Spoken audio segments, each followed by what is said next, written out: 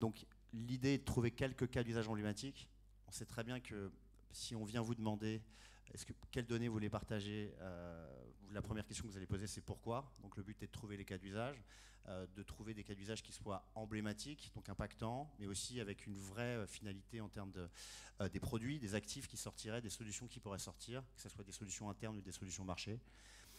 Une mobilisation multi-acteurs, donc l'idée c'est à la fois de vous relier entre partenaires privés, publics, et de travailler potentiellement, donc Mathias nous en parlera avec la DINUM, pour être capable de savoir ce qu'on pourrait faire entre les données de l'État, vos données propriétaires privées, vos données propriétaires d'administration.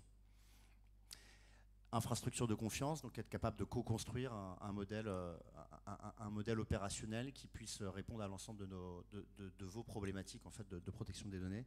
Et enfin, un leadership public. Donc l'idée est, Aldric, tu nous en parleras, mais l'idée est de commencer peut-être nous-mêmes, montrer l'exemple et montrer qu'on est capable de le faire, en tout cas sur quelques cas d'usage spécifiques.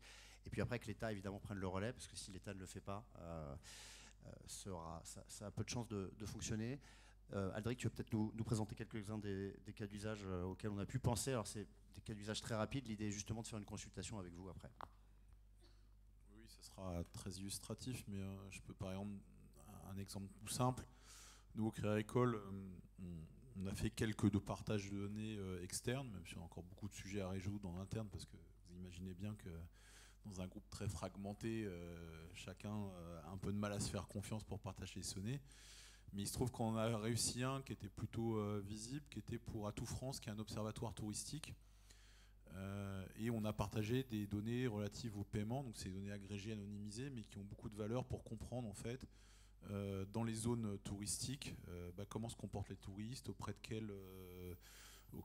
quels commerçants ou de quelles structures ils achètent. Et donc ça permet quand même d'avoir une vision relativement étayée et quantitative de comment se comportent les touristes.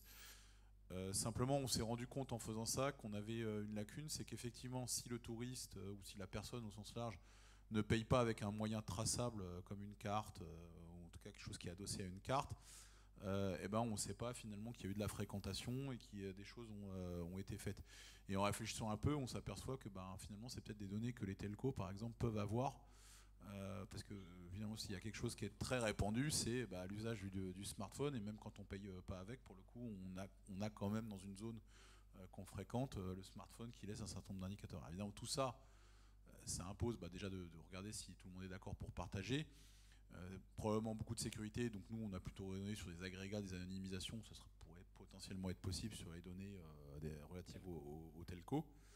C'est un exemple, mais en fait, ce qui est intéressant dans cet exemple, c'est de montrer finalement que la logique, c'était de comprendre la fréquentation touristique. Donc il y a des logiques d'aménagement, d'animation des territoires. On sait que c'est quand même un relais important pour l'économie française, le tourisme. J'ai un deuxième exemple qui me vient en tête, et je pense que pour le coup, celui-là, il est très sociétal et très partagé, c'est celui autour de la gestion des risques climatiques. En fait, on s'aperçoit que tout le monde, dans toutes ces activités, dès lors qu'elles ont une dimension physique ou une dimension en lien avec quelque chose qui peut être impacté par les risques climatiques, est en réflexion sur comment on fait déjà pour les représenter, puis après pour les simuler et les projeter. Donc là, il y a de la data, il peut y avoir aussi de l'IA, il y a aussi beaucoup de modélisation quantitative. La logique, il y a des choses qui sont en open data, il y a des choses que le secteur public lui-même a, mais ne met pas en open data. Donc là, on pourrait voir notamment auprès de certains ministères, s'il y a possibilité de partager ces données-là. Et puis il y a des données, je prends un exemple, nous qu'on connaît bien parce qu'on a fait quelques tentatives sur ce sujet, mais c'est assez compliqué. Un des sujets importants, notamment pour la souveraineté alimentaire, c'est comment il va falloir qu'on adapte notre agriculture dans les 10, 20, 30 prochaines années, finalement, pour réussir à produire, pour nos propres besoins, mais aussi potentiellement pour l'export. Pour faire ça, il faut effectivement avoir beaucoup de données sur la représentation du changement climatique. Il faut avoir des données, si je prends les agriculteurs par exemple, sur les rendements, sur le type de culture, sur les sols. Il y a beaucoup de choses par exemple qui se trouvent au niveau de l'hygiène.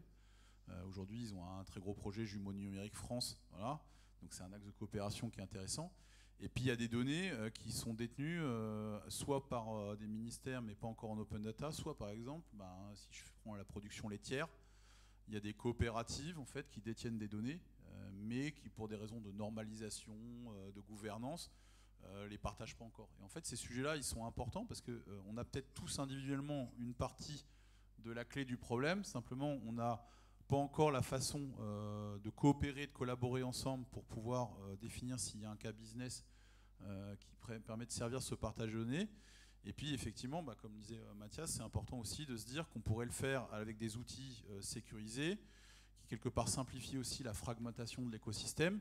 Et puis avec une caution qui est plutôt celle de l'État, puisqu'effectivement, à un moment donné, pour avoir de la confiance entre tous ces acteurs, notamment parce qu'il peut y avoir aussi des choses dans le domaine concurrentiel, des choses assez sensibles, et de se dire que l'État, s'il donne l'exemple, ça sera très positif pour nous.